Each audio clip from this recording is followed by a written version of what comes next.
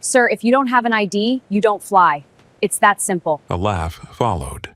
Not loud, but sharp enough to turn heads. Someone behind the podium muttered something about people thinking rules didn't apply to them. Then the line stalled, eyes pressing in, judgment thick in the air. But the man standing there didn't flinch, didn't raise his voice, didn't beg. Because minutes later, a red phone behind the checkpoint would ring, and everything would change. By the way, where you watching from? Tell me in the comments below. What no one in that line understood was that this wasn't about paperwork. It wasn't even about authority. It was about how quickly dignity can be stripped when power thinks it's being challenged, and how dangerous it is to mistake calm for weakness. And the single dad adjusted his grip on the small backpack at his feet and looked down at his daughter. She clutched the strap of her stuffed rabbit, eyes wide, sensing tension without understanding it. He bent slightly, murmured reassurance, then straightened again, expression steady. The TSA supervisor didn't see that moment. She saw only a man out of place, holding up her line, forcing her to assert control. He finally spoke, voice level. He explained the missing ID, the theft report, the alternatives he'd already offered. Each word was measured, precise, like he'd learned long ago that panic only feeds the wrong people. The supervisor waved it away. Procedures were procedures. The crowd mattered more than explanations. Evan Calder stood there, shoulders relaxed, boots scuffed, jacket worn thin at the elbows. He didn't look like someone worth listening to. He looked like someone to manage. When the supervisor motioned him aside, it wasn't discreet. It was deliberate. A public correction meant to remind everyone who decided who moved and who waited. He stepped where she pointed, not out of compliance, but calculation. The space near the secondary screening area hummed differently. The pitch of the scanners, the rhythm of the conveyor belts, the slight delay between beeps. Most people tuned it out. He didn't. His eyes tracked the monitors overhead, the way a few screens refreshed half a second slower than the rest. Another chuckle drifted from the line. Someone whispered that he should have just followed the rules.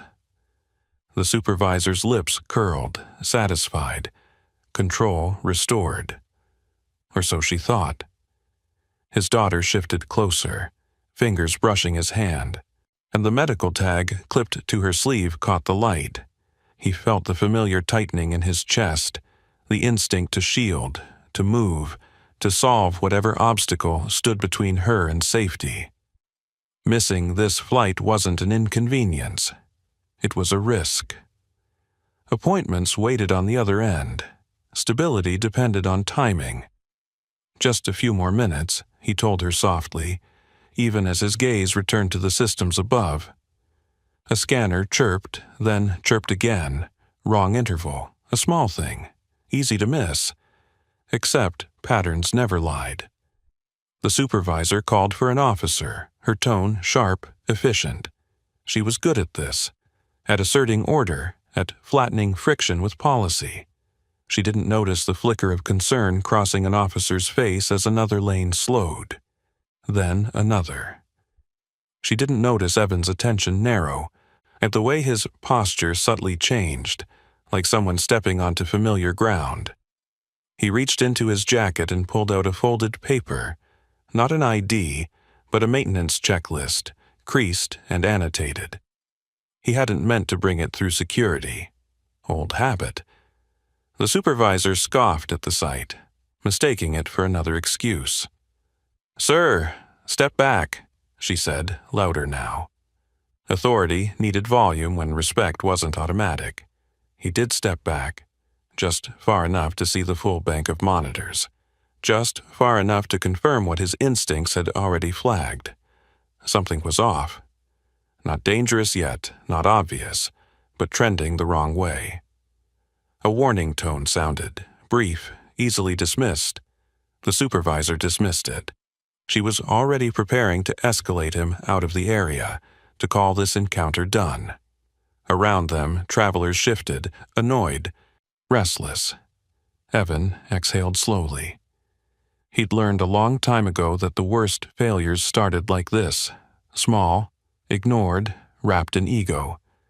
He looked down at his daughter again, then back at the supervisor. "I need you to pause the lane," he said quietly. That was when she laughed outright.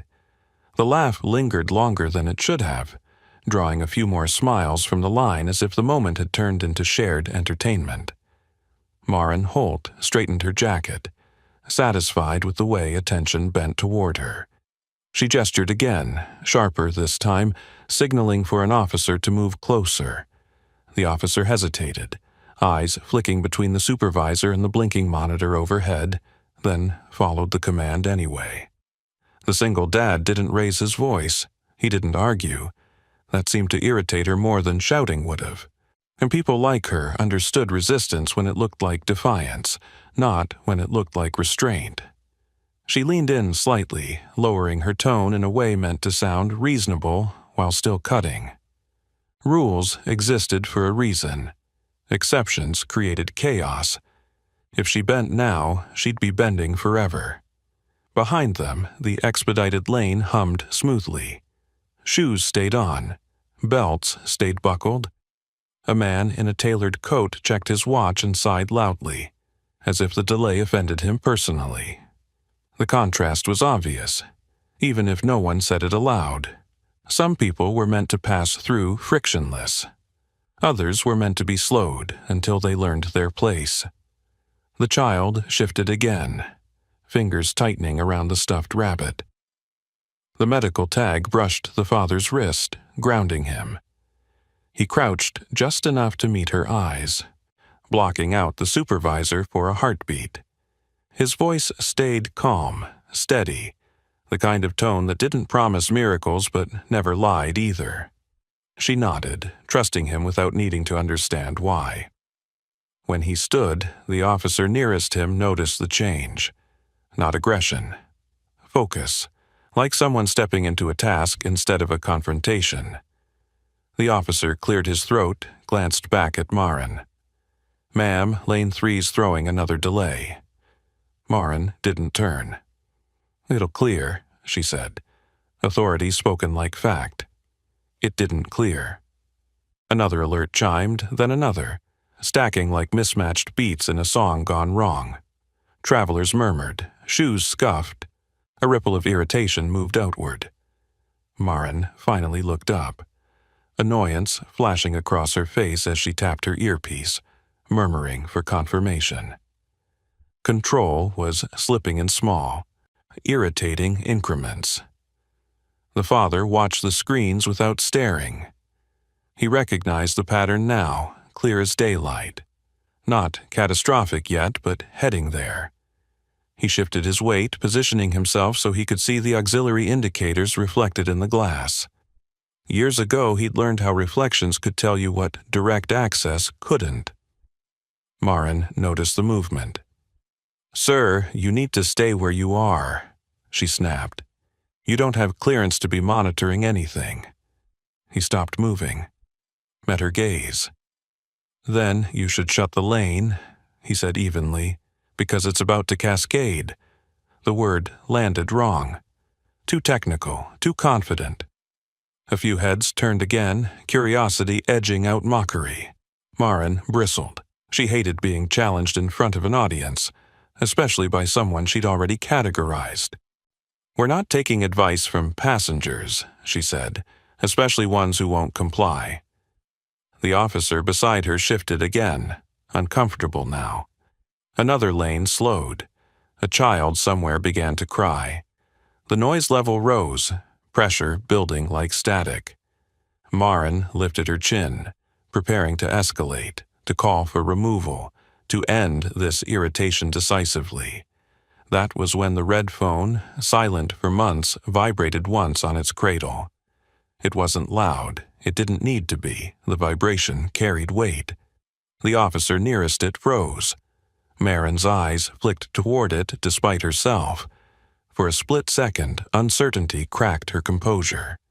She masked it quickly, turning back to the father as if daring the phone to interrupt her authority. It vibrated again. A murmur spread. Even the impatient man in the tailored coat went quiet. Marin reached for the phone, jaw tight, aware now of how many eyes were on her. She answered, posture stiff, voice clipped. As she listened, color drained from her face in increments, each second erasing a layer of confidence. Her gaze slid back to the man she'd laughed at, then to the monitors, then back again. The officer leaned closer, catching fragments, his expression shifting from confusion to disbelief. The father didn't move. He didn't smile. He simply rested a hand on his daughter's shoulder, grounding himself in the one thing that mattered more than being right.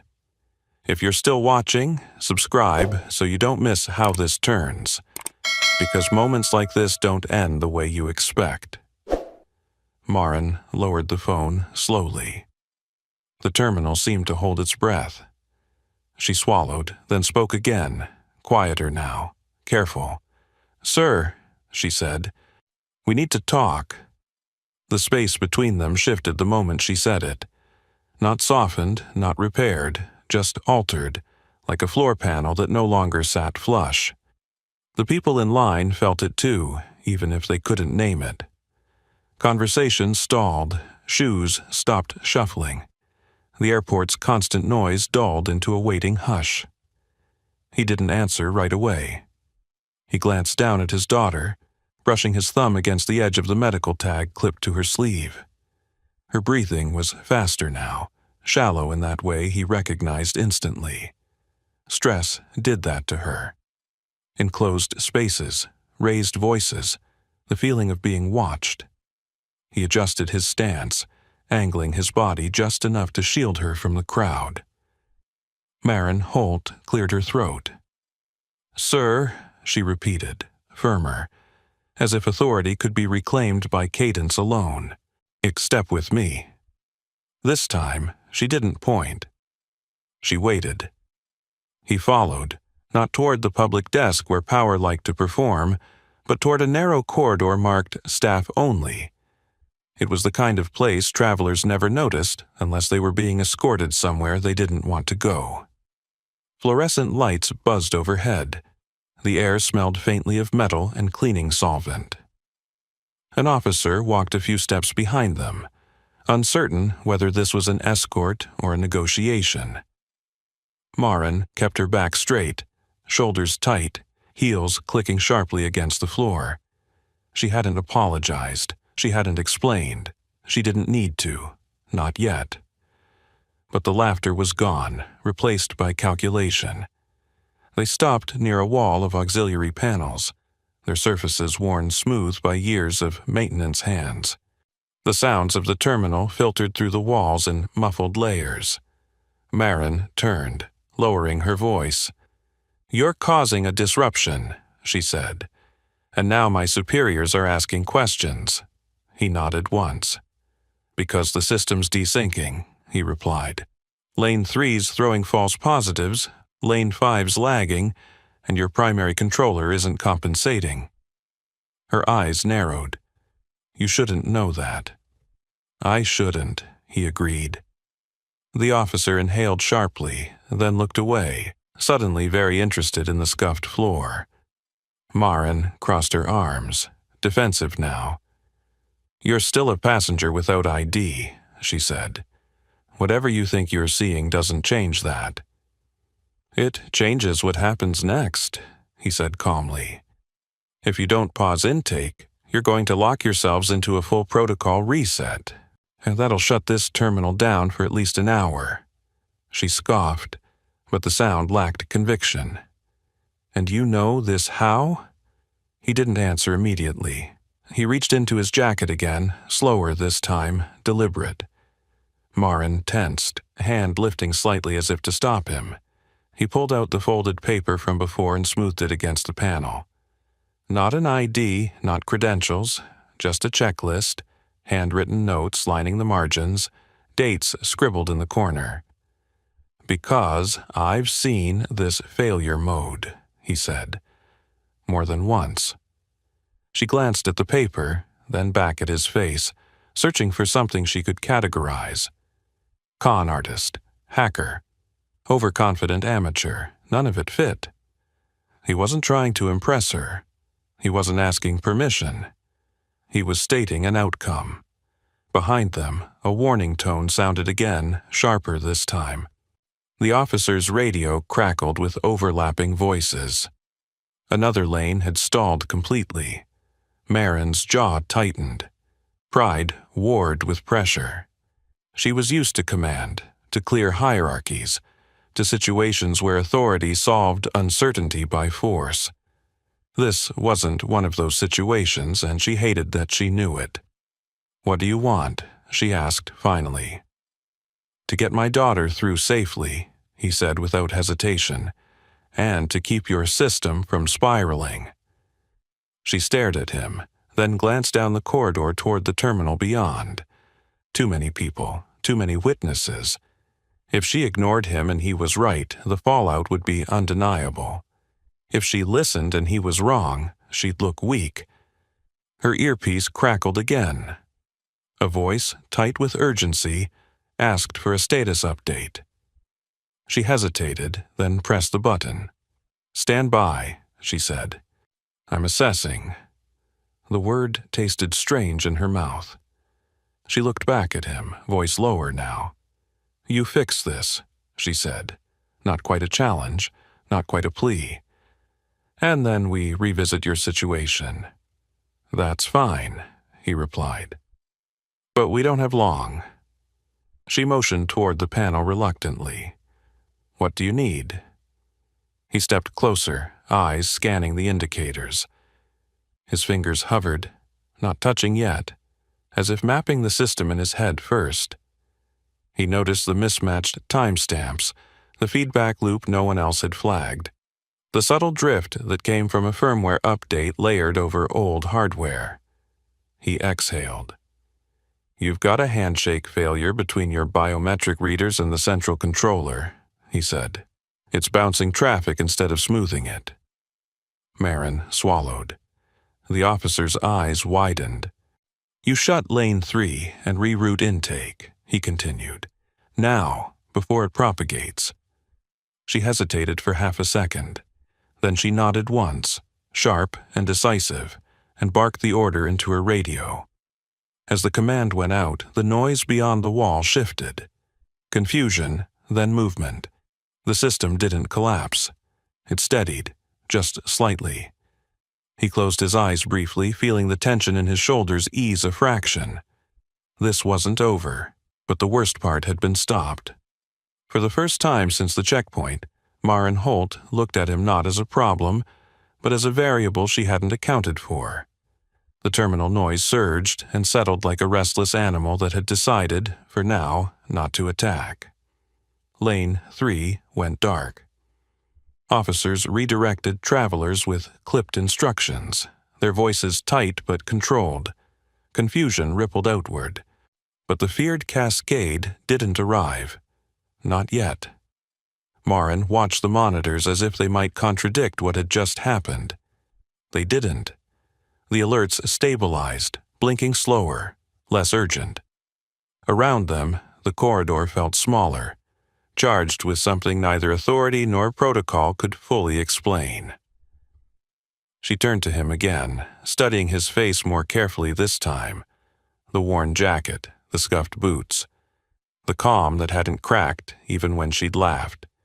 None of it lined up with the clarity of what he'd just diagnosed. "You said you've seen this before," she said. Her tone had shifted, still guarded, but no longer dismissive. "Where?"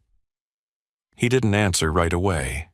He crouched again, eye level with his daughter, checking her breathing, brushing a loose strand of hair from her forehead. She nodded when he asked silently if she was okay, though the rabbit's ear was twisted tight in her fist. Only then did he straighten. "Different systems," he said. "Same logic." "That's not an answer," Marin replied. "It's the one you need right now." Her lips pressed into a thin line. She was used to extracting compliance, not navigating ambiguity. Still, she gestured toward the panel. What else? He stepped fully into the space now, no longer hovering at the edge. His presence felt natural there, like a wrench set back into its proper slot. He traced the wiring path with his eyes, followed the logic through layers of hardware and software that most people never thought about once they passed through security. You've got a firmware patch compensating for hardware that should have been replaced 2 cycles ago, he said. It's masking latency until traffic spikes. When it does, the system can't decide which reader to trust. The officer behind them let out a low breath. That actually lines up with the service logs. Marin shot him a look, then back at the man. You've read our logs now too? He shook his head. Don't need to. Another alert chimed, then faded. The system was holding, but it was strained, like a muscle kept taut for too long. He could feel it, the way you felt vibration through a deck plate before anything visibly failed. If you keep intake rerouted without addressing the root, he said, you'll buy maybe 20 minutes. After that, you're back where you started. Marin's radio crackled again. A voice from operations asked if the disruption was contained. She hesitated, then answered honestly. Temporarily. Her finger hovered over the transmit button after she released it, as if unsure whether she'd just admitted weakness or demonstrated control. She lowered her hand slowly. What's the fix? She asked. He glanced at the clock mounted above the panel. Time mattered. His daughter shifted again, fatigue creeping into her posture. He felt it like a weight against his spine. You isolate the affected readers, he said. Run them on fallback logic until traffic drops. Then you roll back the patch and flag the hardware for replacement. Marin frowned. That's not standard procedure. No, he agreed, but it works. And you're confident? She pressed. He met her gaze. Enough to stand here while you do it. That landed. Confidence was easy when you could walk away from the consequences. Standing in the blast radius was something else entirely. She took a breath, squared her shoulders and keyed her radio again. Orders went out. Precise, clipped. Officers responded with a speed that surprised even her. The system groaned, then adjusted, shedding load like a ship trimming ballast. The monitors steadied further. Alerts cleared one by one. The officer behind them let out a quiet, disbelieving laugh. Marin didn't smile. She watched the man instead, eyes sharp, recalibrating. You're not just guessing, she said. No, he replied. Then you're not just a passenger. He didn't correct her. He glanced toward the corridor opening, where the terminal buzzed with controlled chaos. Travelers moved again, slower now, but moving. The line that had laughed earlier had thinned, attention pulled elsewhere by inconvenience and relief. His daughter tugged gently at his sleeve. He looked down, heart tightening. She was tired, pale, holding it together the way she always did, because she trusted him to handle the rest. Marin followed his gaze. For the first time, her expression softened, not enough to erase what had happened, but enough to acknowledge it. We're stabilizing, she said. You'll be escorted through once we confirm. That's fine, he said. But if it spikes again, you call me back. Call you? She echoed. You planning on staying? He almost smiled. I'm already here. Another voice came through her earpiece, lower, more authoritative. She listened, eyes flicking to him again. This time, there was no laughter in them. Only curiosity, and something like unease. Yes, she said into the mic. He's with me now. She ended the transmission and looked at him fully. My superiors want to know who you are, she said. Formally? He nodded once. They can wait a minute. Marin hesitated, then nodded back, surprising herself. Outside the corridor, the terminal exhaled. Inside it, the balance of power continued to shift, quietly, irrevocably. The minute stretched longer than either of them expected. The systems held, but only just, humming with the strained steadiness of something being forced to behave. The corridor felt warmer now, air thick with the aftermath of near failure. Somewhere beyond the wall, an announcement crackled over the terminal speakers, explaining delays in the careful language designed to sound reassuring without promising anything. Marin stayed still, arms crossed, eyes flicking between the monitors and the man beside her. Authority hadn't left her, but it had shifted. It no longer stood in front of her like a shield. It hovered behind her, asking questions she wasn't ready to answer. Her earpiece chimed again. She listened in silence this time, letting the voice on the other end speak longer than she liked.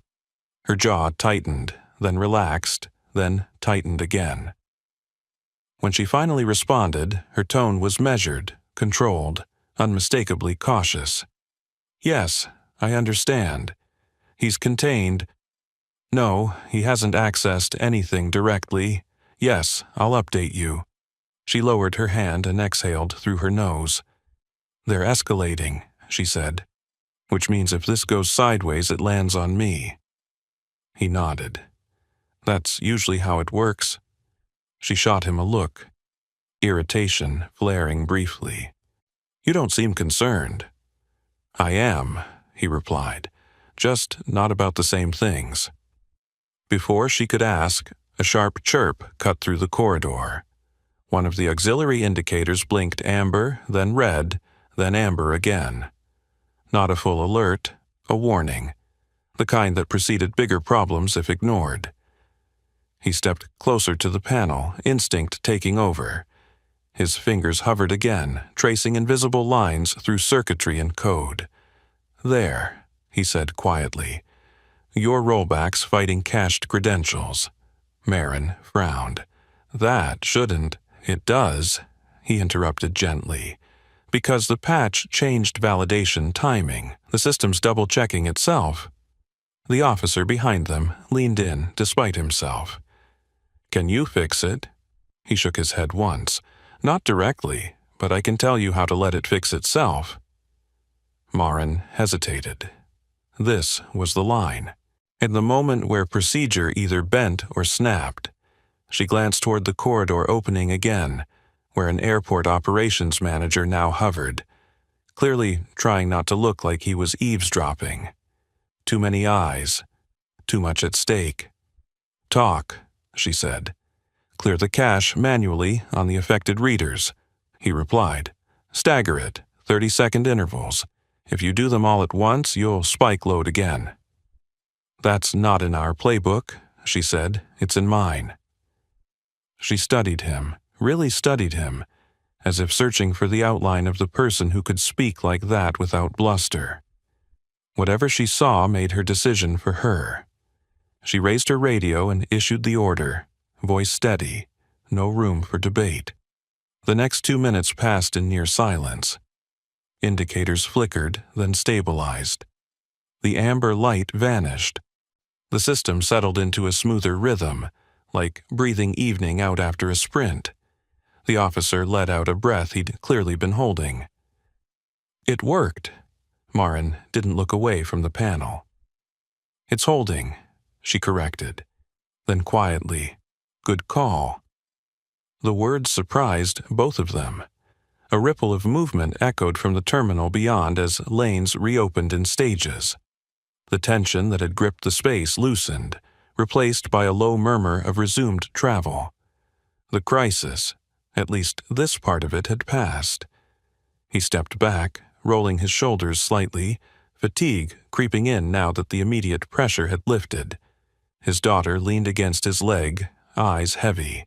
He bent, scooped her up carefully, feeling the familiar ache in his arms and the familiar resolve in his chest.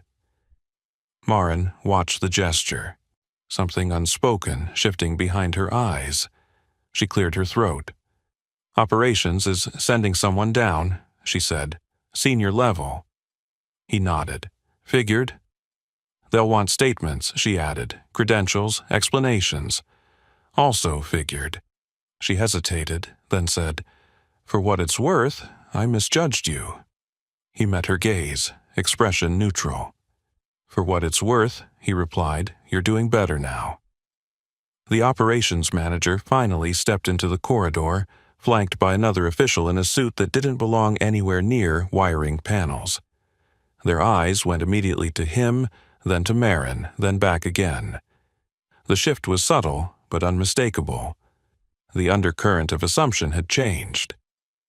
As they approached, the red phone vibrated once more on the desk behind Marin, then went still. No one laughed this time. "If you're still here, make sure you're subscribed, because what happens next isn't just about fixing a system, it's about who gets believed when things go wrong." Marin straightened as the official stopped in front of them. "This is the individual I told you about," she said. Her voice was professional, but there was no dismissal in it now. He adjusted his grip on his daughter, feeling the weight of the moment settle in.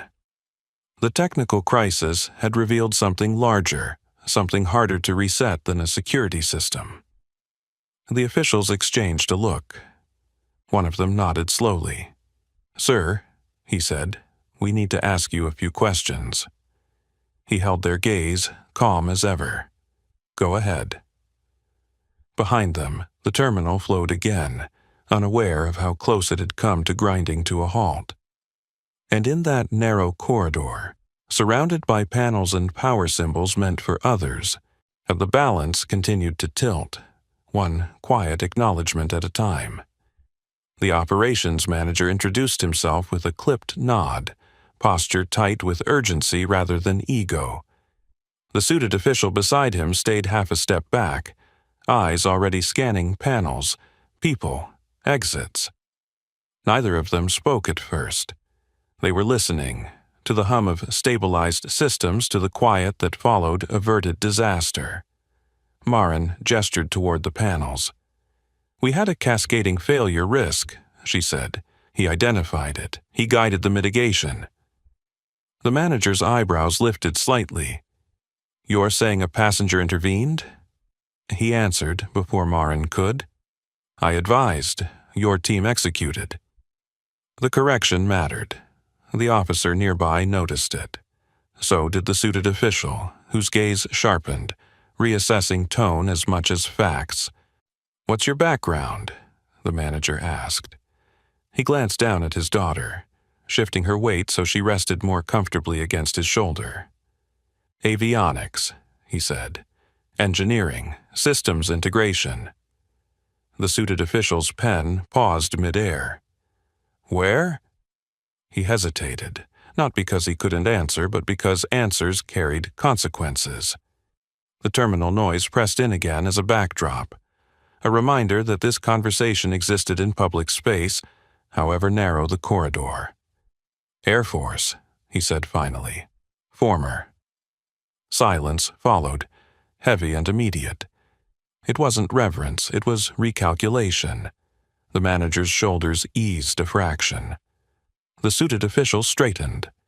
Marin felt it too, the shift she could no longer control. Authority didn't vanish. It redistributed. "Do you have identification?" the manager asked. Professional, but cautious. "Not on me," he replied. "Reported stolen yesterday." The manager nodded, accepting it without commentary. "We can verify." "You already did," he said calmly, when the red phone rang. That landed harder than any credential. The suited official's eyes flicked to Marin, then back. "He's right," he said. "We cross-checked clearance status when the anomaly flagged." Marin stiffened. She hadn't known that detail, not fully. The laughter from earlier echoed in her memory, sharp and misplaced. The manager looked at her. Why wasn't he expedited immediately? Maren inhaled slowly. This was the moment she'd feared. The one where public exposure didn't come with spectacle, just consequence. "Because I followed procedure," she said, "and I made assumptions." The manager held her gaze, then nodded once. "Understood." He turned back to the father. "You prevented a shutdown," he said. "That affects thousands of travelers." "I prevented a spike," he corrected. "Your team did the rest." The suited official scribbled, then paused. "Your clearance status," he said, "was never fully sunset. You're still flagged as consult capable in certain scenarios." "That's news to me," he replied. "It won't be after today." A low announcement rolled through the terminal, confirming delays were resolving. Applause broke out somewhere distant, scattered, confused, but real. Someone had seen enough to feel relief, even if they didn't know why. The manager glanced toward the sound, then back. "We're going to escort you through," he said. "Immediately." Maren nodded, stepping aside without being asked. The corridor felt different now, less like containment, more like passage. As they moved, officers along the way straightened, curiosity flickering across faces that had earlier held amusement. Word traveled fast in places like this, not in details, but in tone. Something important had happened. Someone important had been overlooked. At the checkpoint, the line had reformed. Travelers glanced up as he approached, some recognizing him, others sensing significance without context. The supervisor who'd laughed earlier kept her eyes forward, jaw tight. The manager addressed the nearest officer. "Process them," he said. "No qualifiers." The officer nodded, efficient, respectful. Shoes stayed on. Bags passed through. The medical tag was acknowledged without fuss. His daughter relaxed against him, tension draining in small increments. Maren stood back, watching.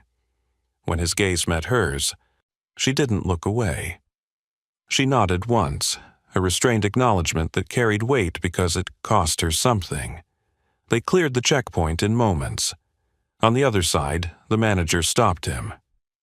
"We'll need a formal report," he said. "And your contact information." He nodded. "I'll cooperate." The suited official added, "And for what it's worth, thank you." He adjusted the backpack on his shoulder, grounding himself in routine. "Just doing what I know how to do." As they walked toward the gate, the terminal noise swelled again, normalizing. But the looks followed him now, no laughter, no dismissal. Recognition, incomplete but sincere. Behind them, Maren exhaled slowly, the sound of someone recalibrating her own system. Public exposure hadn't humiliated her. It had corrected her. Ahead, the gate agent waved them forward. A boarding was underway. His daughter stirred, eyes opening briefly, then closing again as he held her close. The airport moved on, but the memory wouldn't. Not for those who'd laughed. Not for those who'd watched power shift without a word raised. And not for the man who'd stood where power never looked and been seen anyway.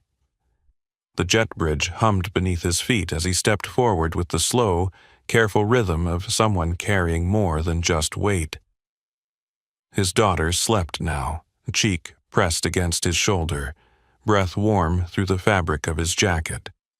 The adrenaline that had held him upright began to ebb, leaving behind the familiar ache in his lower back and the dull throb behind his eyes that always followed long stretches of control. Behind them, the checkpoint noise faded into abstraction. Ahead, the gate area pulsed with orderly motion. Boarding groups called, carry-ons lifted, wheels rattling across the floor. Normalcy reassembled quickly, as if nothing unusual had happened at all. But something had happened. He could feel it in the way people looked at him now, not staring, not whispering. Just that half-second pause of recognition, like they'd glimpsed a story without hearing the whole thing. The gate agent scanned their passes without comment, then glanced up at his daughter and softened. "You're all set," she said gently. "No questions, no suspicion." He nodded in thanks and moved on. As he entered the aircraft, the smell of recycled air and coffee wrapped around him, familiar and oddly grounding. He maneuvered down the aisle carefully, murmuring apologies as he brushed past knees and elbows. A flight attendant stepped in smoothly, gesturing toward an open seat near the bulkhead. "You can sit there," she said quietly. "More room." He hesitated, instinctively wary of accommodations that came with invisible strings, then accepted with a nod. He settled in, easing his daughter into the seat beside him, arranging her blanket with practiced care. She sighed in her sleep, body relaxing fully for the first time since they'd entered the terminal. Only then did he let himself lean back. The cabin filled around them, the low murmur of conversations blending into white noise. He closed his eyes briefly, letting the hum of the aircraft steady his breathing. For a moment, he thought about the corridor, the panels, the way Marin Holt's laughter had cut through the space before everything shifted. He didn't feel triumphant. He felt tired. A movement near the front of the cabin drew his attention.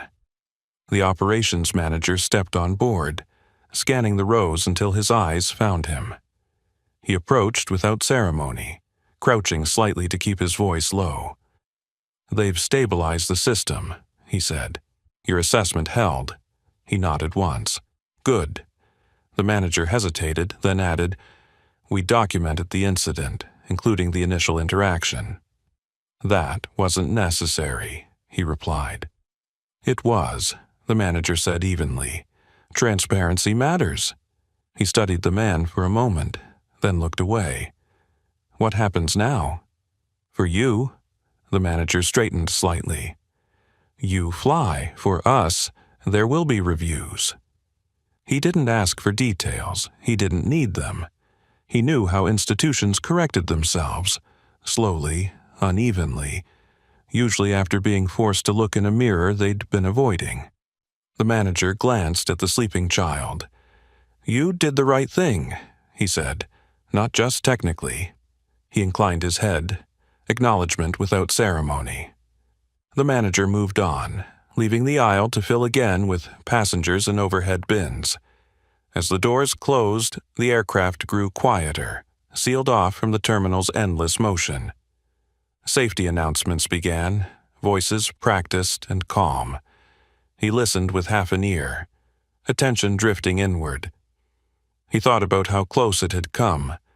Not the system failure, that had been manageable. The real danger had been simpler, sharper, being dismissed at the wrong moment, being turned away because it was easier than listening. That kind of failure didn't trigger alarms. It just accumulated damage over time. A faint vibration ran through the plane as ground crew finished their work. The engines began their low, anticipatory whine. He felt it through the floor, through the seat, a language his body still understood instinctively. His daughter stirred, blinking up at him. "We okay?" she murmured, voice thick with sleep. "We're okay," he said softly. "You did great." She smiled faintly, then curled back in on herself, reassured. As the plane pushed back from the gate, he caught sight of the terminal through the window, glass and steel, lights blinking in coded rhythms. Somewhere inside, Marin Holt was likely filing reports, replaying moments, recalibrating her own understanding of authority and error. He didn't hate her, he never had. He'd learned long ago that systems taught people how to behave, then punished them for following those lessons too well. The aircraft turned, aligning with the runway. Acceleration pressed him gently into the seat, a familiar force that felt almost comforting. As they lifted, the terminal fell away, shrinking into abstraction. He rested his head back, eyes open, watching the clouds gather beneath them. He didn't know what would come of the documentation, the reviews, the quiet ripple effects already spreading through the airport's hierarchy. What he did know was this: his daughter was safe. The flight was airborne. And somewhere behind them, a system had been forced to acknowledge a truth it preferred to ignore: that sometimes the most qualified person in the room is the one everyone laughed at first. The seatbelt sign stayed on longer than usual, a reminder that even smooth departures carried unseen adjustments. He watched the cabin settle, listening to the small sounds people made when they believed the hard part was over: bags rustling, screens flicking on, murmured conversations resuming. His daughter leaned against him, awake now, tracing the seam of the armrest with one finger. "You fixed it," she said quietly, not a question. He smiled faintly. "A lot of people fixed it." She considered that, then nodded, satisfied. She'd grown up around systems, medical, mechanical, human, and understood instinctively that no single person ever held everything together alone. A flight attendant passed, offering water. He accepted, careful not to jostle her. As he drank, his phone vibrated for the first time since the checkpoint. No signal before, then suddenly a flood. Missed calls, messages stacked in quiet urgency. One number repeated, unfamiliar but persistent. He didn't answer yet. He knew the timing. Let the plane level off. Let the noise thin. Let decisions arrive when adrenaline wasn't driving them. Across the aisle, a man leaned forward, curiosity finally breaking through restraint. "Excuse me," he said, hesitant. "Were you part of that thing at security?" He met the man's eyes, measured the intent, and nodded once. "I helped." "That was you?" The man breathed. "They said the whole terminal almost—" He stopped himself, shaking his head. "Anyway, thank you." The gratitude was awkward, sincere, unpolished. He accepted it with a small nod, then looked away, not interested in becoming a story passed down the cabin. The plane leveled off. The seatbelt sign chimed off. He reached into his jacket pocket and finally checked the messages. One stood out. Short, precise, from a government domain he hadn't seen in years. "We need to update your consult status. Call when able." He exhaled slowly. There it was, the quiet aftershock. Fixing the system had never been the end. It was an opening. His daughter watched his face. "Is it bad?" "No," he said honestly, "just complicated." She grinned. "You're good at complicated." He laughed softly despite himself. When he called the number, he kept his voice low. The person on the other end didn't waste time. They thanked him. They confirmed what he already knew, that his prior clearance, dormant but not erased, had flagged automatically when the anomaly hit certain thresholds. The red phone hadn't rung because of who he was. It rang because of what he knew how to do. "We'd like to formalize things," the voice said. "Consult basis, remote when possible." He looked at his daughter, at the way the cabin light caught the edge of her blanket. "I'm not relocating," he said. "That won't be necessary." He listened, asked a few questions, clarified boundaries. When he ended the call, the knot in his chest loosened slightly. Options mattered. Control mattered.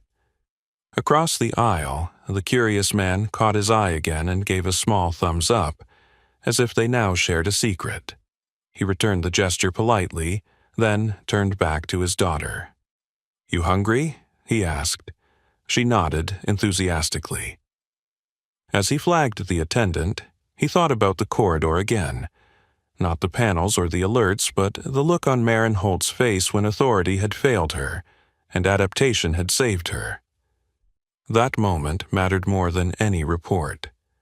It was the moment preparation began. not just for systems, but for people. If you're still with us, make sure you're subscribed, because the next shift isn't loud, it's strategic.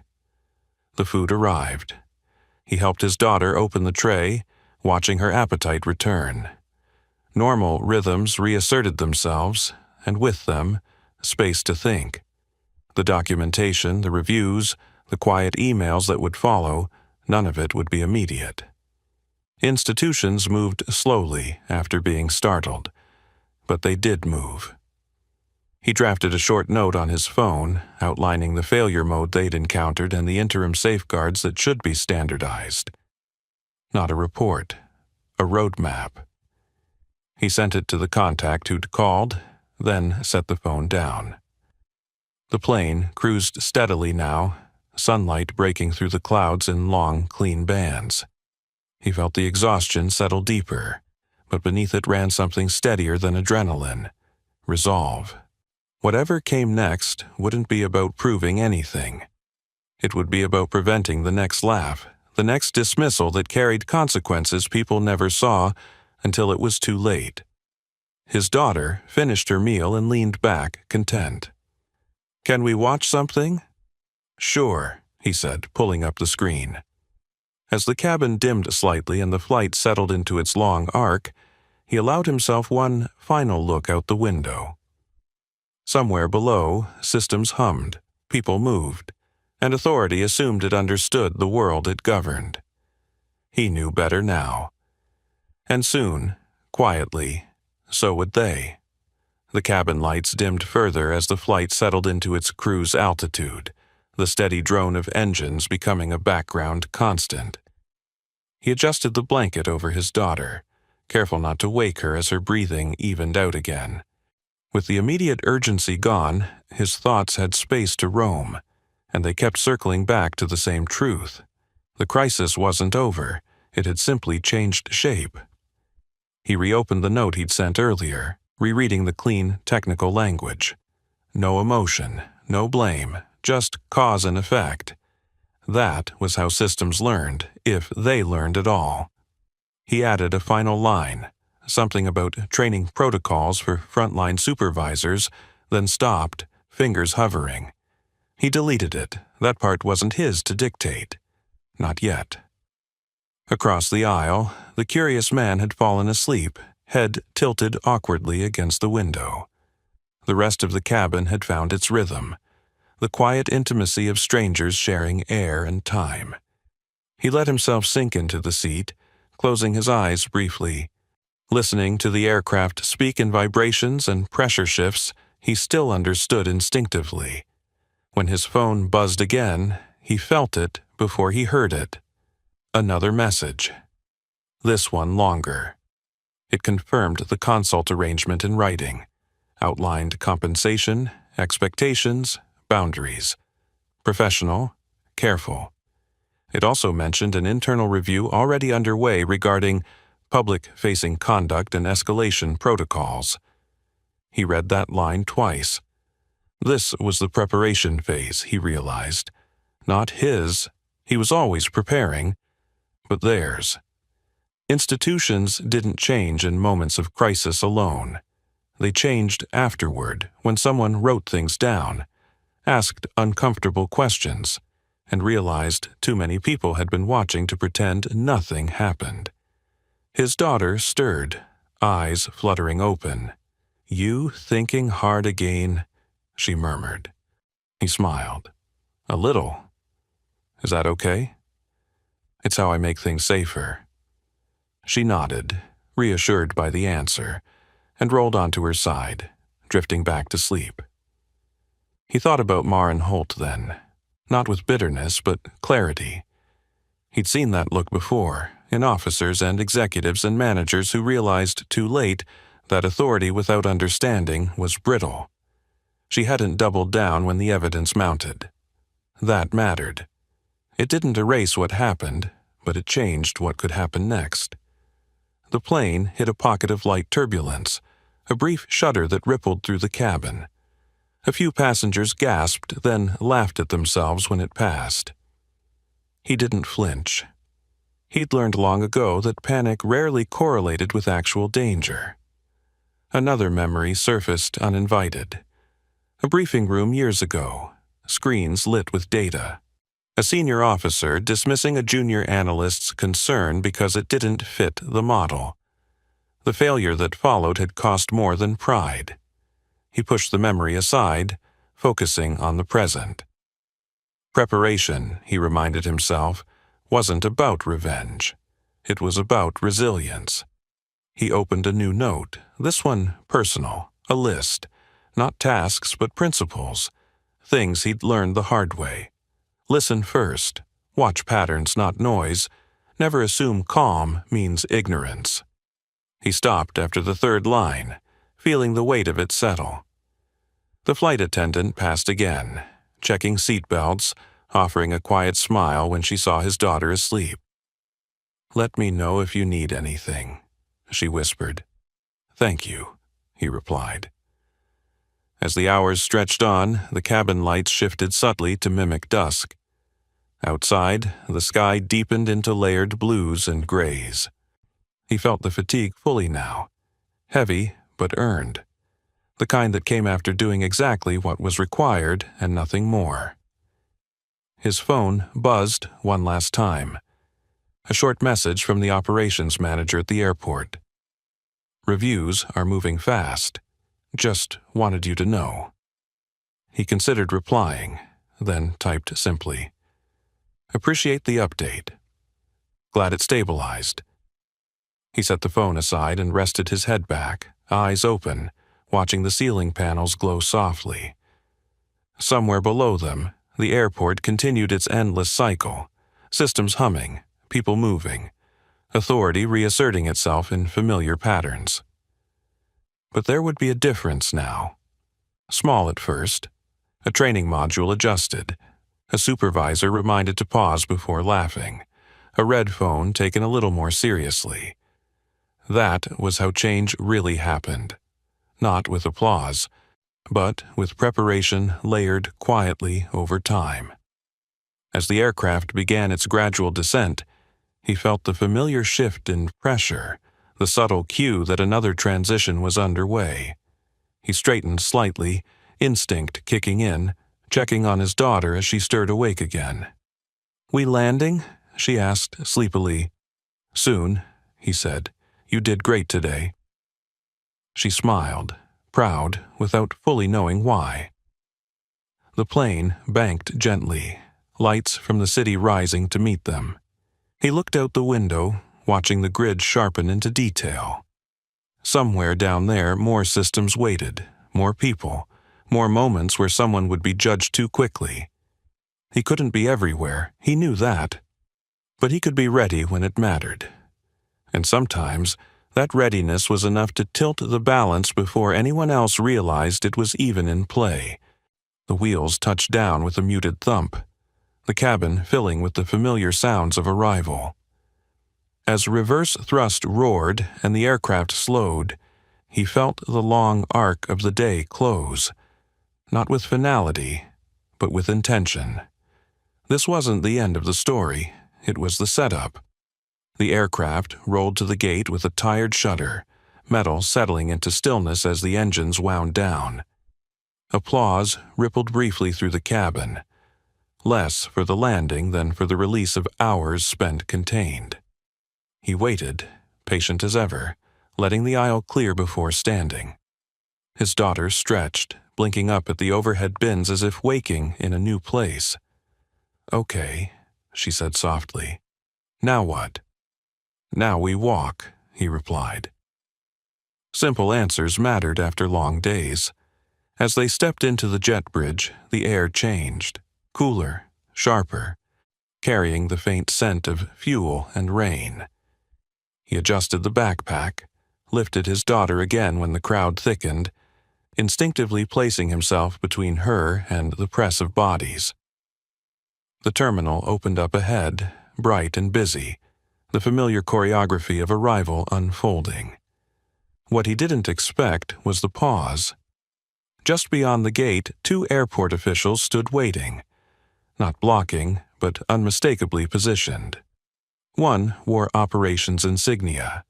The other carried a slim tablet and the posture of someone used to documenting outcomes. Travelers flowed around them, barely noticing, but the official's attention fixed on him immediately. "Sir," the operations official said, respectful, low-voiced. "Welcome." He nodded, slowing his pace but not stopping. "Is something wrong?" "No," the official replied quickly. "Quite the opposite. We just need a moment if you're willing." He glanced at his daughter, then back. "As long as it's brief."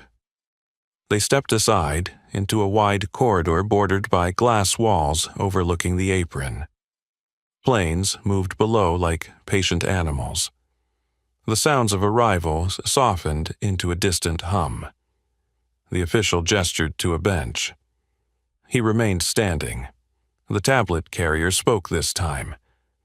"We're finalizing the incident report from earlier today.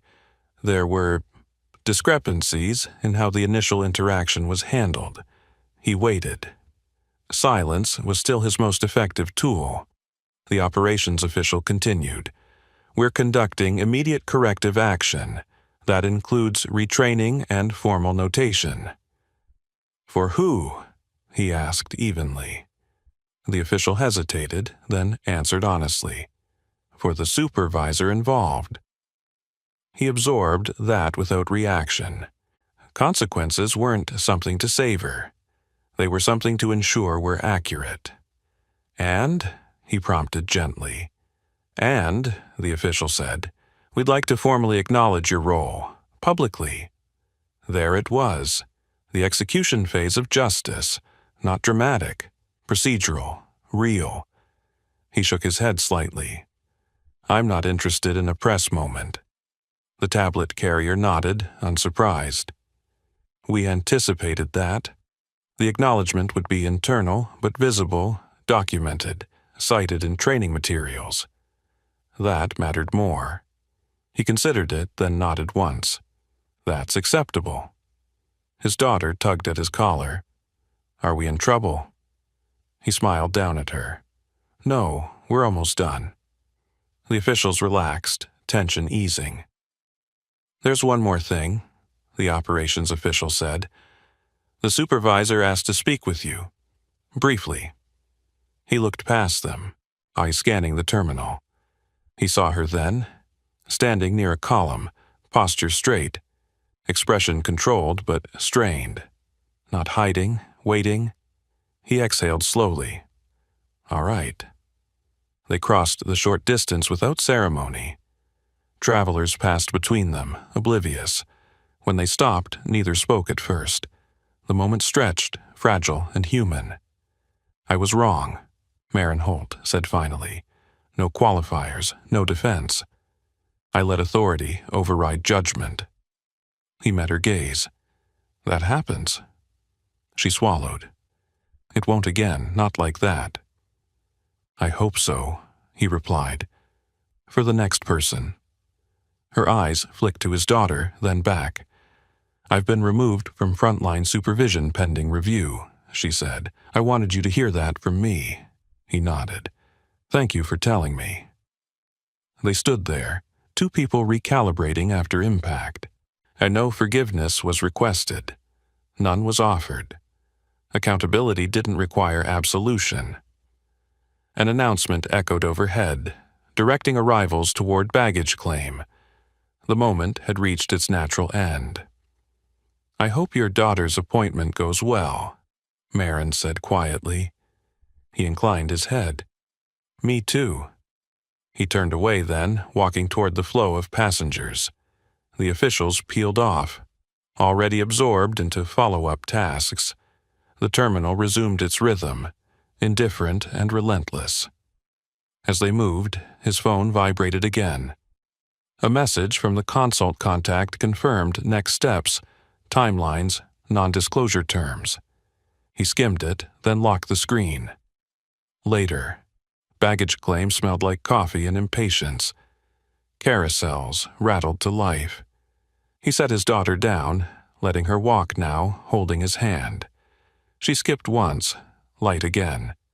"You did a big thing," she said. "We did a necessary thing," he corrected gently. She smiled, accepting the nuance without needing it explained. As their bag appeared and he lifted it free, he felt the quiet satisfaction of closure, not because he'd been proven right, but because the system had been forced to correct itself in view of witnesses. Public exposure had done its work, not with applause but with records and resolve. They headed for the exit, sunlight spilling through the glass doors ahead. Outside, rain had begun to fall, soft and steady, washing the tarmac clean. He stepped into it without hesitation, pulling his jacket tighter around his daughter, and walked on, already preparing for whatever came next. The rain followed them into the parking structure, echoing against concrete in uneven rhythms.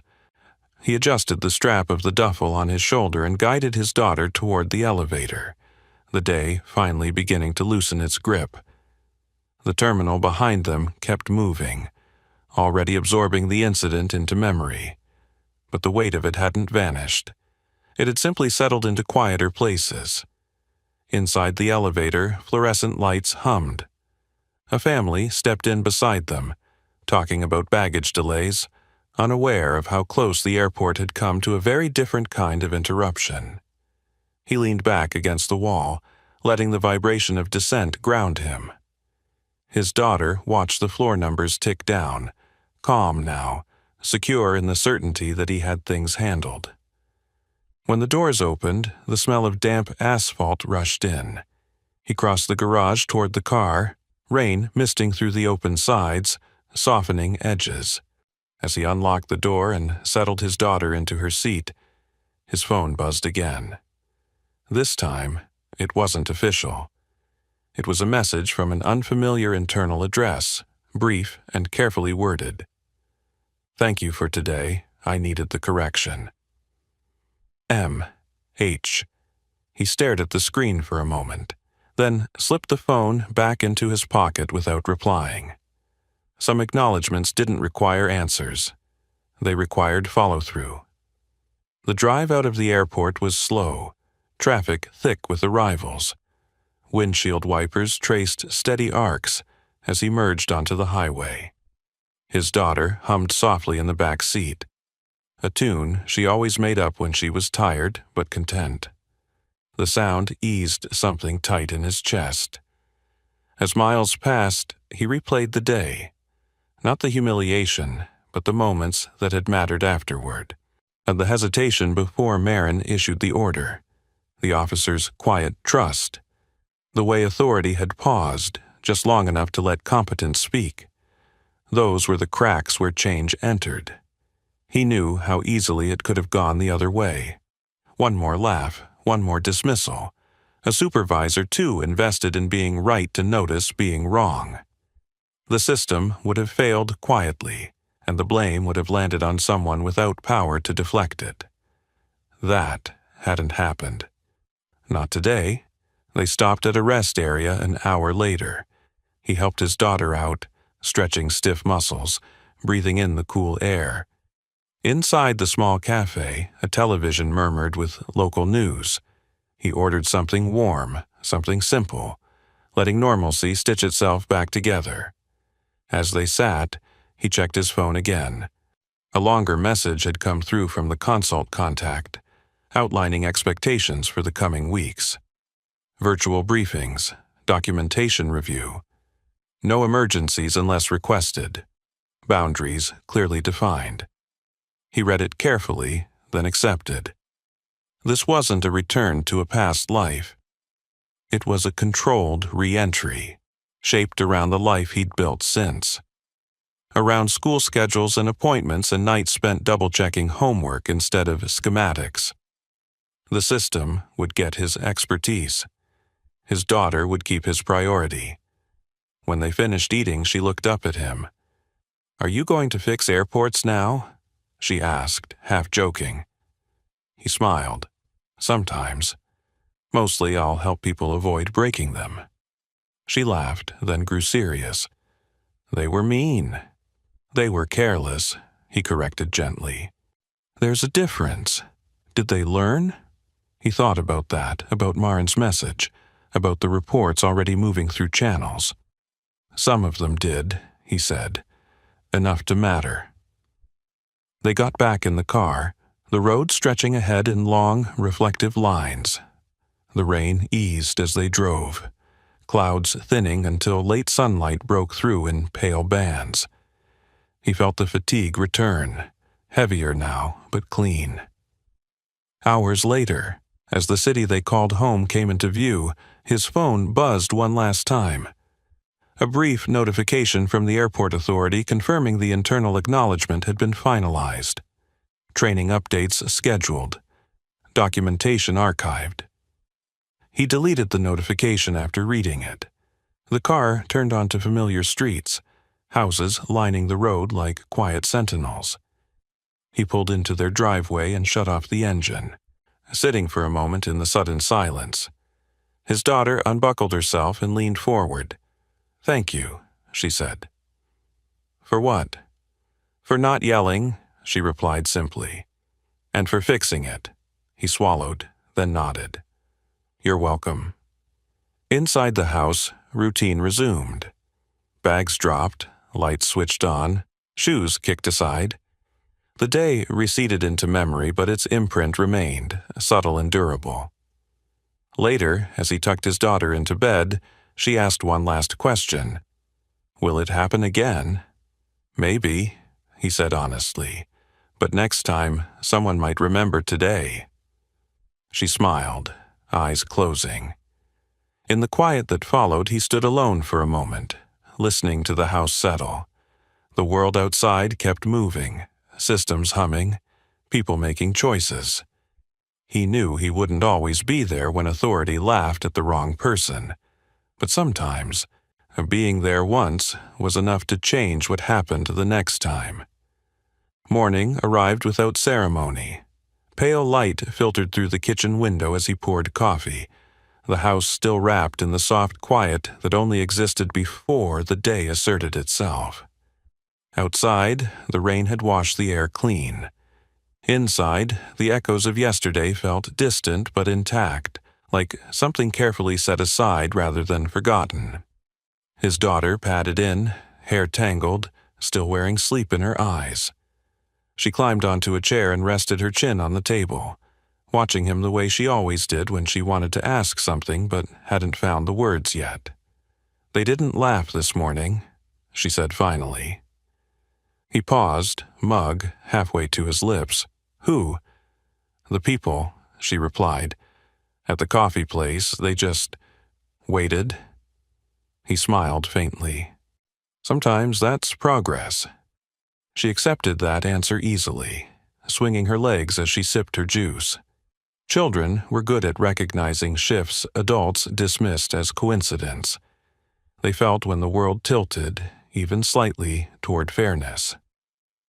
After breakfast, life resumed its ordinary rhythm. Bags packed, shoes found, a quick check of appointments. He moved through it all with the practiced efficiency of someone who had learned long ago that stability wasn't passive. It was maintained. Outside, the neighborhood hummed awake, cars pulling out of driveways, doors closing, routine stitching the community together. As he walked her to the car, his phone buzzed once more. This time, there was no urgency in it. Just a quiet update from the consult team, confirming the next virtual briefing date and thanking him again for his measured response under pressure. Measured. He considered the word as he pocketed the phone. It wasn't how the moment had felt from the inside, but maybe that was the point. Control didn't need to be loud to be effective. At the clinic, he watched his daughter disappear through the door with a nurse, her stuffed rabbit tucked under one arm.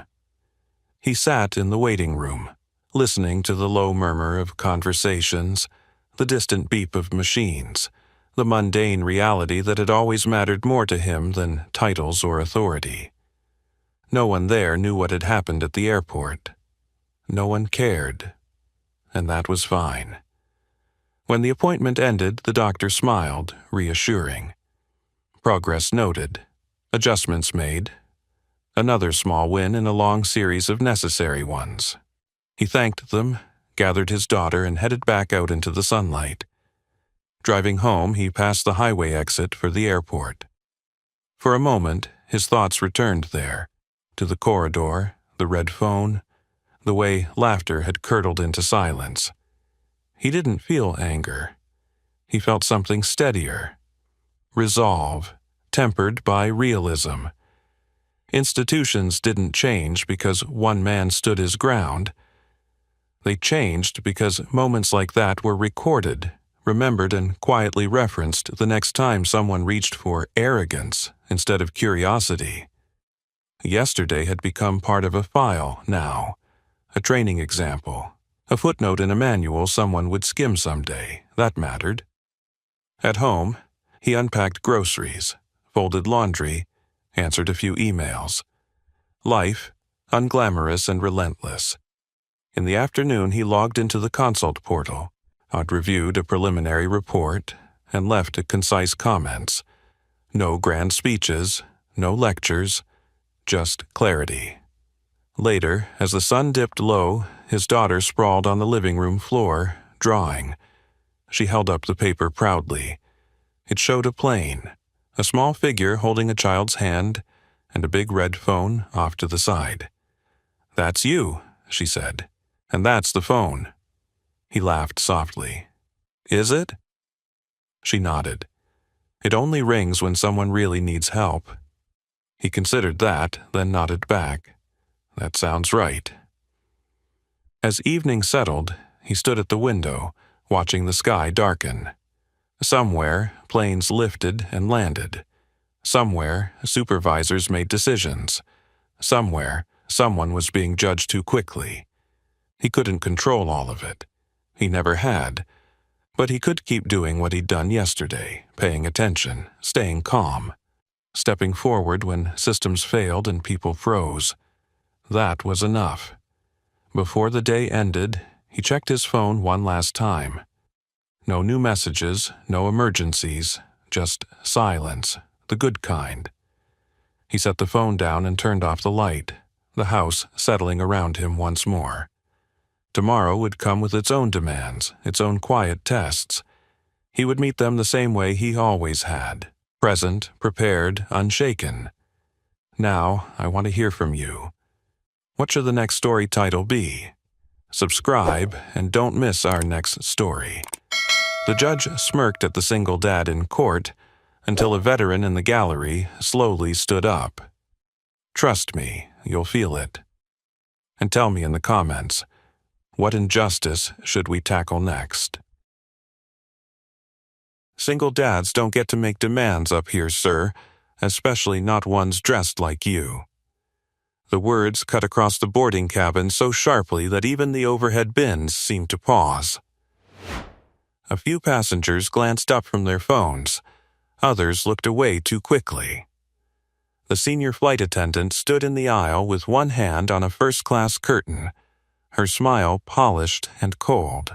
The man beside row 12 had only asked whether his little girl could stay close to him if the seat map had changed. Yet the woman in uniform said it loudly enough for half the plane to hear. By the way, where are you watching from? Tell me in the comments below. What looked like a tired father being put in his place was something else entirely.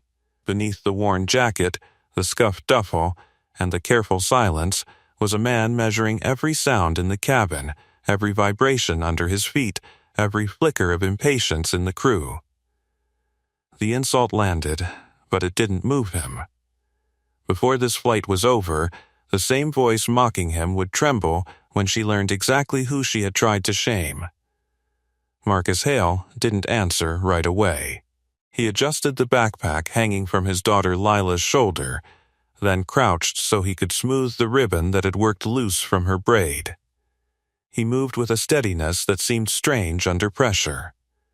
When he finally rose, his face stayed calm, almost gentle, though something older and harder settled behind his eyes. "It's fine," he said, not to the flight attendant at first, but to Lila. "We're all right." The child looked up at him with the solemn seriousness children sometimes have when they've learned too early that adults can break in public. She couldn't have been more than 8. Her sneakers were clean but worn at the toes, and her little fingers were wrapped around a stuffed cloth rabbit gone gray with washing. She nodded because he needed her to.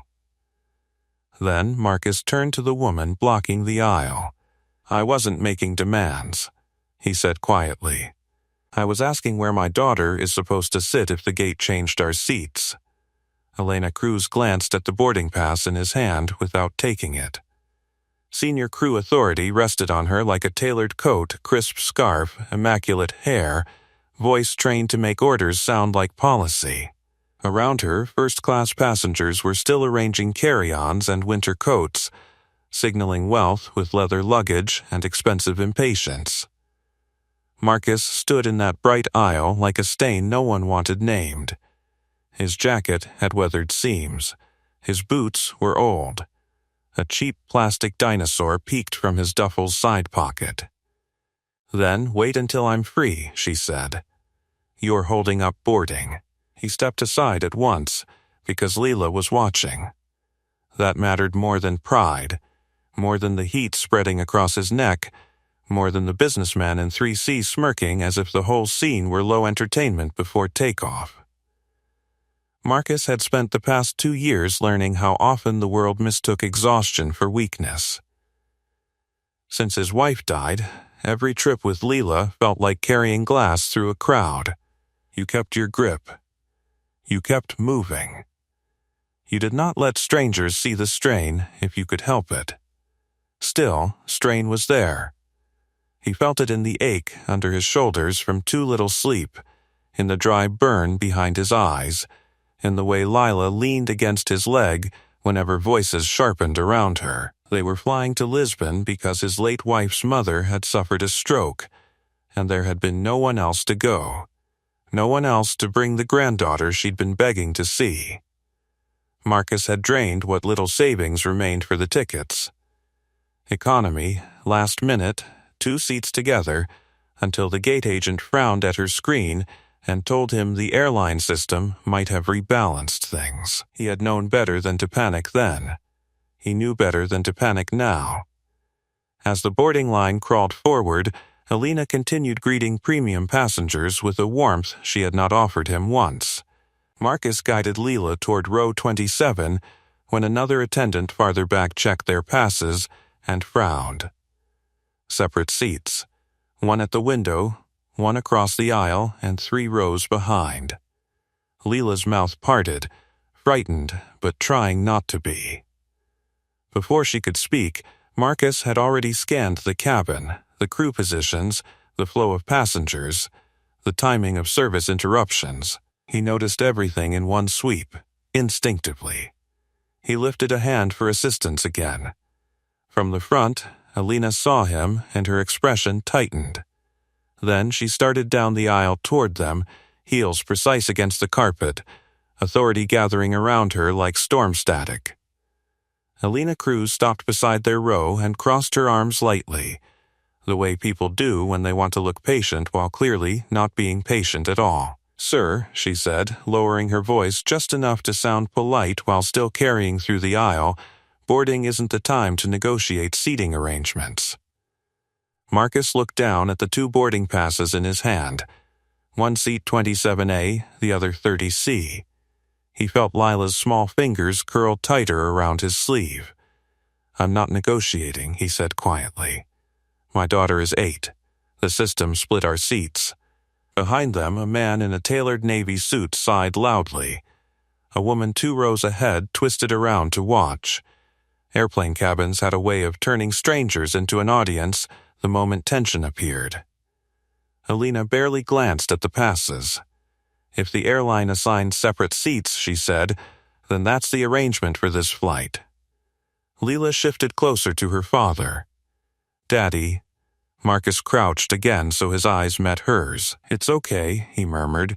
"We'll fix it." He said it gently, but inside his mind was already mapping possibilities: crew authority, cabin layout, passenger swaps, emergency seating rules. Old instincts. Instincts he had spent years trying to quiet. But habits formed in the air never fully leave. Alina tapped the armrest beside them. "Sir, please take your assigned seat so we can finish boarding." Across the aisle, a middle-aged woman leaned forward. "She can sit with me," she offered softly. "My husband and I can move." Marcus gave her a grateful nod. But Alina stepped in before the exchange could settle. "Seat changes during boarding create delays," she said crisply. "Please follow the assigned chart." The cabin fell into that uncomfortable hush that forms when someone enforces rules without kindness. Marcus inhaled slowly. For a moment, irritation pressed against his ribs. Not anger, he had learned to file anger away, but a controlled pressure, the kind that comes when someone mistakes calm for surrender. Still, he kept his voice steady. "My daughter doesn't fly well alone." Alina's eyebrows lifted slightly. Then perhaps the ticket purchase should have been handled differently. The comment was subtle, but the implication wasn't.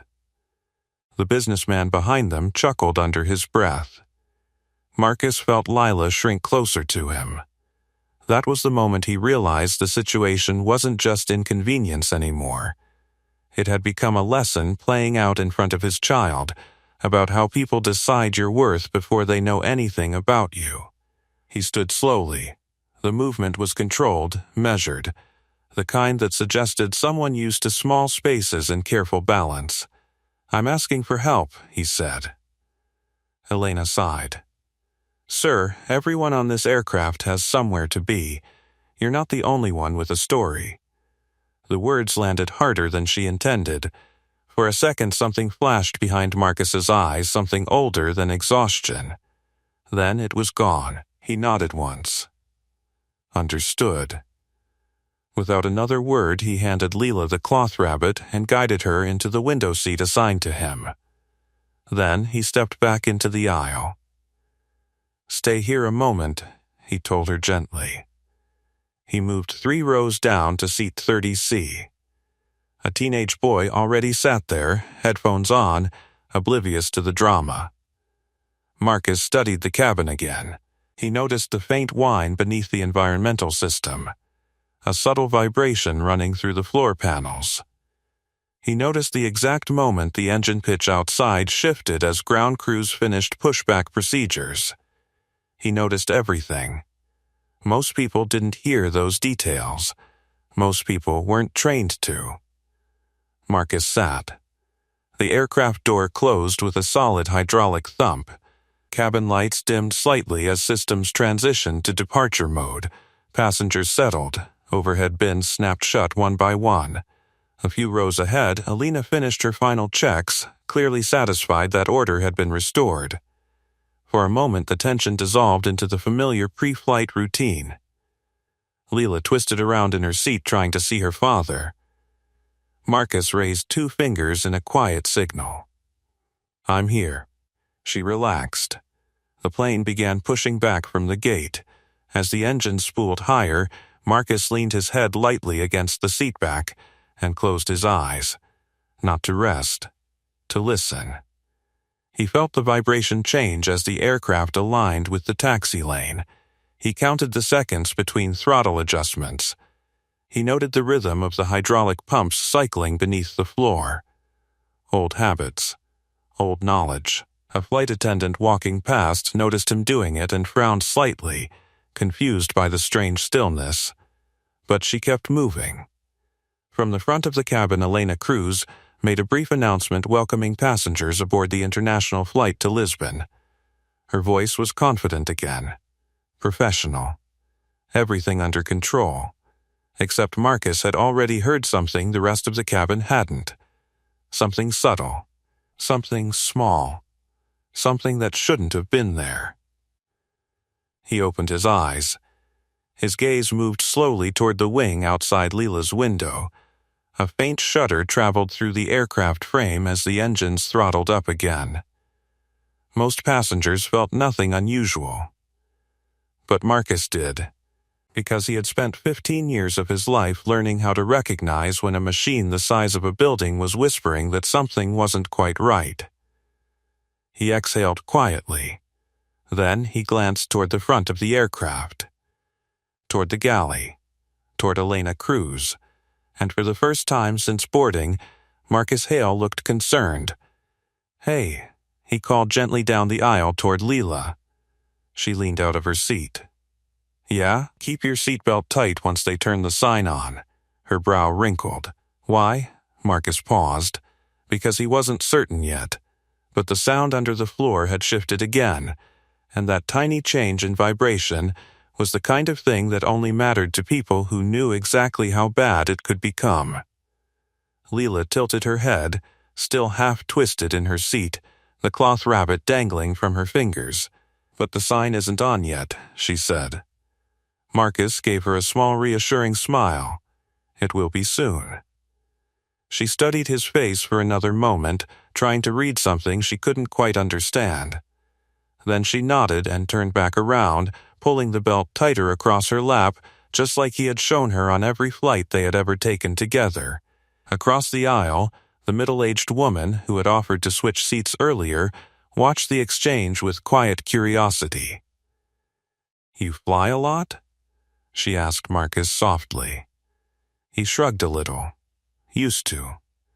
The engines outside grew louder as the aircraft rolled toward the runway. The vibration through the cabin floor strengthened, the familiar low thunder of thousands of pounds of thrust building beneath the wings. Most passengers went back to their phones or closed their eyes. Marcus didn't. He leaned forward slightly, elbows resting on his knees, listening again. There. A faint oscillation threaded through the engine pitch. Not loud. Not obvious. But wrong. A pattern inside the vibration that didn't match the expected rhythm of balanced thrust. His jaw tightened just a fraction. Up front, Elena Cruz stood beside the forward galley jump seat, reviewing her tablet as the plane paused at the runway threshold. From where she stood, the cabin looked orderly again. Seatbelts fastened. Luggage stowed. Passengers quiet. The earlier confrontation already felt like a minor inconvenience in an otherwise routine shift. Then, the captain's voice came over the intercom. "Ladies and gentlemen, this is your captain speaking. We'll be departing shortly. Please ensure your seatbelts are securely fastened and your tray tables are stowed." The seatbelt sign chimed. Marcus noticed it immediately. He raised his hand slightly toward Lila again. She nodded back. Across the aisle, the curious woman smiled. "You called that early," she said. Marcus didn't answer. The aircraft began rolling onto the runway. Engines roared. Acceleration pressed passengers gently into their seats as the massive aircraft surged forward. Marcus's eyes closed again, listening, feeling, counting. 3 seconds. 5, 8, something shifted. The vibration intensified suddenly, then faded again. His eyes snapped open. That wasn't turbulence. That was asymmetrical thrust fluctuation. It happened again. Quick, barely noticeable, but real. Marcus sat up straighter. His mind moved automatically through possibilities. Fuel imbalance. Sensor misread. Compressor instability. He looked toward the wing again through the row ahead of him. The engine nacelle shimmered in the morning light as heat rippled behind it. The aircraft kept accelerating. Passengers around him seemed calm. Phones still out. Music playing through headphones. No one else had noticed. Across the aisle, the woman leaned closer again. "You okay?" she asked. Marcus nodded slowly. "Just listening." "Listening to what?" He hesitated. Then said quietly, "The engines." The woman blinked. Before she could respond, the aircraft lifted off the runway. The familiar moment of weightlessness passed through the cabin as the landing gear folded upward. Helena exhaled